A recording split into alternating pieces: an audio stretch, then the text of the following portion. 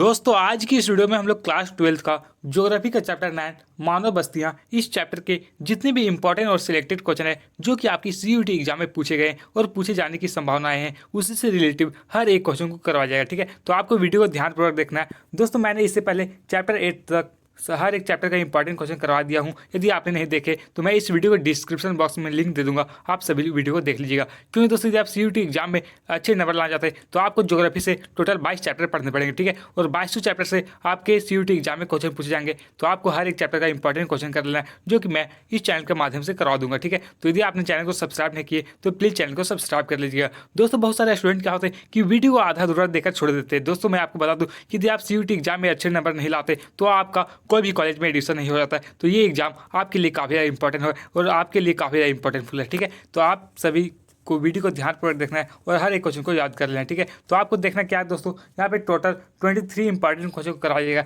तो आपको देखना क्या है कि आप 23 क्वेश्चन में से कितने क्वेश्चन का आंसर आप पहले से सही जान पा रहे हैं। ठीक है, तो चलिए बिना टाइम वेस्ट किए आज की सुपरफास्ट वीडियो को स्टार्ट करते हैं। फर्स्ट क्वेश्चन फ्रेंड जो कि आपकी स्क्रीन पर है कि निम्न में से किस प्रकार की बस्तियां सड़क, नदी या नहर के किनारे होती है। आज आपको बताना दोस्तों इनमें से कौन सी जो बस्ती होती है यो या किसी सड़क या किसी नदी के किनारे होती है। ठीक है, ऑप्शन ये है वृत्ताकार, बी है चौक पट्टी, सी है रेखीय या डी वर्गाकार। तो दोस्तों रेखीय प्रतिरूप यहाँ पे सही आंसर हो जाएगा। रेखीय प्रतिरूप कहने का मतलब दोस्तों जब किसी बस्ती का निर्माण जो है जो किसी सड़क या किसी नदी के किनारे होता है तो उसे रेखीय प्रतिरूप कहा जाता है। ठीक है, तो ऑप्शन ये यहाँ ऑप्शन सी सही आंसर हो जाएगा।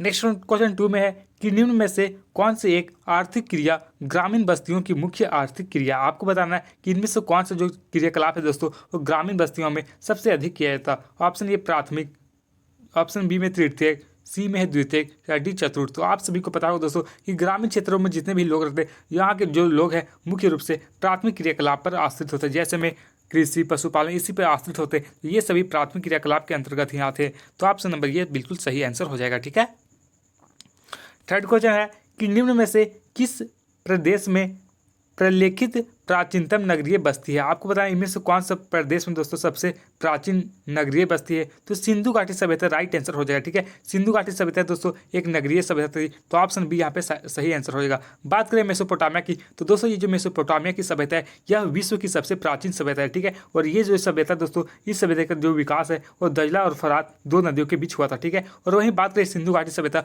तो सिंधु घाटी सभ्यता दोस्तों भारत की सबसे प्राचीन सभ्यता है। ठीक है, और इस सभ्यता का जो विकास है वो सिंधु नदी के किनारे ही हुआ है। ठीक है, नेक्स्ट वन फोर्थ में है कि 2006 के प्रारंभ में भारत में कितने मिलियन सिटी थे। दोस्तों आपको बताना है कि 2006 में के प्रारंभ शुरुआत में भारत में कुल कितने मिलियन सिटी थे। तो ऑप्शन ये सही आंसर होगा 40 मिलियन सिटी थे। ठीक है, और अभी वर्तमान समय में कितने मिलियन सिटी दोस्तों इस क्वेश्चन का आंसर आप सभी लोग कमेंट बॉक्स में कमेंट करके लिखिएगा। ठीक है, कि वर्तमान समय में अभी कुल कितने मिलियन सिटी है। ठीक है, नेक्स्ट वन 5 में है कि विकासशील देशों की जनसंख्या के सामाजिक ढांचे के विकास एवं आवश्यकताओं की पूर्ति में कौन से प्रकार के संसाधन सहायक है। ठीक है, ऑप्शन यहाँ पे विकासशील देश पूछा जा रहा है दोस्तों, तो भारत एक विकासशील देश है। ठीक है, और वहीं अमेरिका, जापान, रूस वगैरह की बात करें तो ये सभी विकसित देश के अंतर्गत आते हैं। ठीक है, तो ऑप्शन यहाँ पे डी सही आंसर होगा सामाजिक। ठीक है,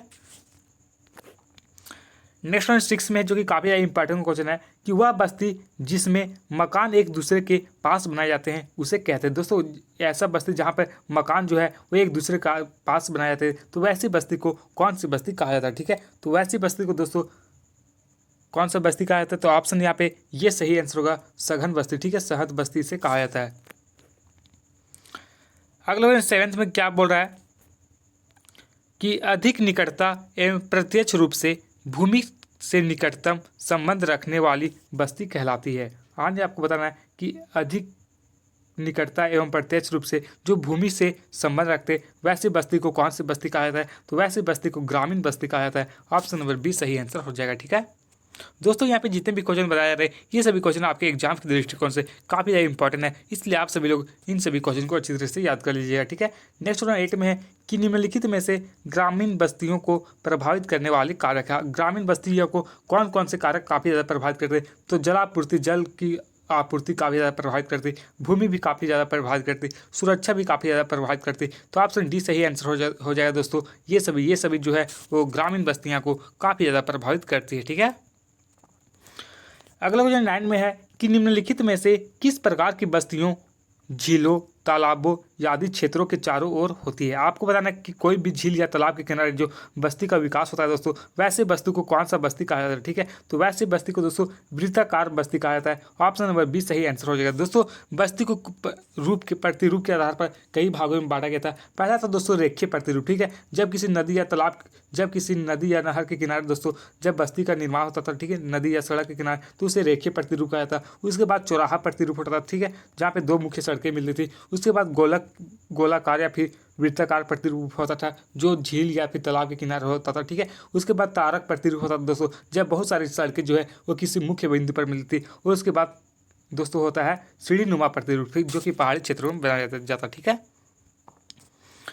नेक्स्ट वन 10 में है कि निम्नलिखित में से कौन सा प्रशासनिक नगर नहीं है, यानी आपको बताना है इनमें से कौन सा जो है जो कि एक प्रशासनिक नगर नहीं है। तो दिल्ली की बात करें दोस्तों तो दिल्ली भी प्रशासनिक नगर है, बीजिंग भी प्रशासनिक नगर है, लंदन भी प्रशासनिक नगर है, बट ये दोस्तों आगरा जो है ये प्रशासनिक नगर नहीं। ऑप्शन डी सही आंसर होगा। ये जो आगरा है दोस्तों यह एक पर्यटन नगर है। ऑप्शन नंबर डी सही आंसर होगा। आगरा में बात करें तो ताजमहल जो दोस्तों ये आगरा में ही स्थित है, ठीक है। नेक्स्ट नंबर 11 में है कि निम्नलिखित में से अदिस अबाबा किस देश की राजधानी है। अदिस अबाबा जो है दोस्तों ये कौन से देश की राजधानी, तो भारत नहीं होगा, ईरान भी नहीं होगा, दक्षिण अफ्रीका भी नहीं होगा, लेकिन ये इथियोपिया की जो राजधानी दोस्तों ये अदिस अबाबा है। ऑप्शन ये सही आंसर हो जाएगा।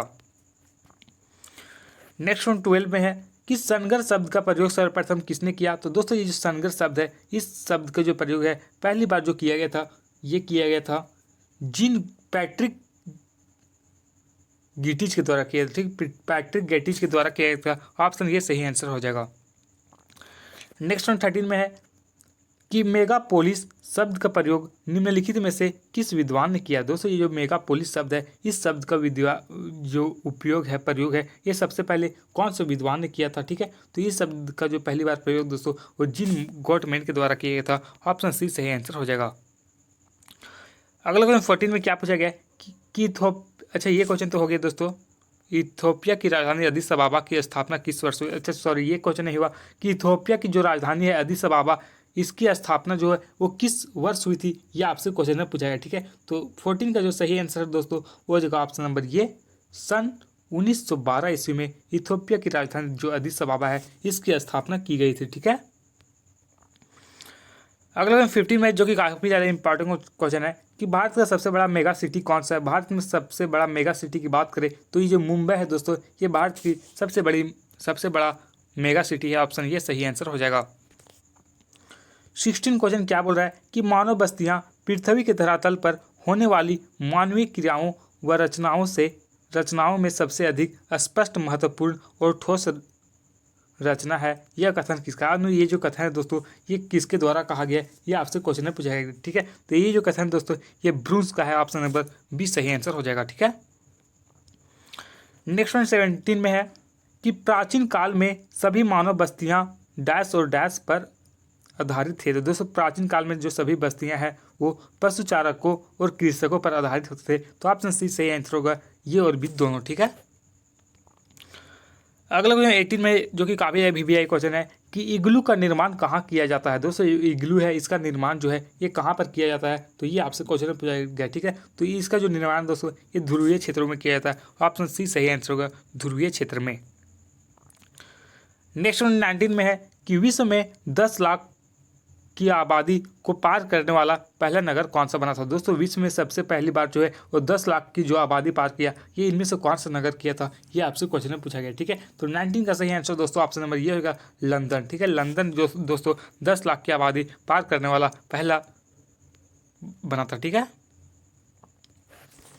नेक्स्ट 20 में है कि कोलंबिया में नगरीय क्षेत्र की श्रेणी में आने के लिए न्यूनतम कितनी जनसंख्या होनी चाहिए। दोस्तों आपको कोलंबिया में पूछा जा रहा है कि कोलंबिया का जो क्षेत्र है कोई भी क्षेत्र नगरीय क्षेत्र कब कहलाएगा, उसकी जनसंख्या कितनी होनी चाहिए तब वह नगरीय कहलाएगा। तो आप सुनिए यहाँ पे सही 1500 से अधिक, ठीक है। वही बात करें दोस्तों भारत में, तो भारत में कोई भी क्षेत्र को नगरीय क्षेत्र कहलाने के लिए उसकी जनसंख्या होनी चाहिए 5000 से अधिक, ठीक है, तभी वह नगरीय क्षेत्र कहलाएगा। 21 क्वेश्चन क्या है कि निम्नलिखित में से कौन सा नगर नदी तट पर अवस्थित नहीं है। यानी आपको बताना इनमें से कौन सा जो नगर है जो कि किसी नदी के तट पर स्थित नहीं। तो आगरा की बात करें तो ये भी नगर तट पर स्थित है। पटना की बात करें तो ये भी गंगा नदी किनारे स्थित है। कोलकाता की बात करें तो ये भी हुगली नदी किनारे स्थित है। बट ये जो भोपाल है दोस्तों, ये किसी भी नदी के किनारे स्थित नहीं। ऑप्शन बी सही आंसर हो जाएगा। ठीक है, नेक्स्ट 22 है कि भारत की जनगणना के अनुसार निम्नलिखित में से कौन सी एक विशेषता नगर की परिभाषा का अंग नहीं है। आज आपको बताना है कि भारतीय जो जनगणना हुआ उसके अनुसार कौन सी परिभाषा जो है जो नगर का नहीं है। ठीक है, ऑप्शन ये है दोस्तों, जनसंख्या घनत्व 400 व्यक्ति प्रति वर्ग किलोमीटर होना चाहिए। तो ये बिल्कुल सही बात है। किसी भी नगर को कहलाने के लिए उसकी जनसंख्या जो घनत्व है वो कितनी होना चाहिए, तो 400 से अधिक। ठीक है, नगर पालिका निगम का होना, तो ये भी सही बात है। 75% से अधिक जनसंख्या का प्राथमिक खंड में संकलन होना, तो ये गलत है दोस्तों। ये जो दोस्तों 75% से अधिक जो जनसंख्या है ये कृषि कार्य में नहीं बल्कि ये दोस्तों द्वितीय और तृतीय क्रियाकलाप में संकलन होते हैं। ठीक है, तो ऑप्शन सी यहाँ पे सही आंसर हो जाएगा। अगला 23 में जो कि इस क्वेश्चन का लास्ट क्वेश्चन है दोस्तों, इस वीडियो का लास्ट क्वेश्चन है कि निम्नलिखित में से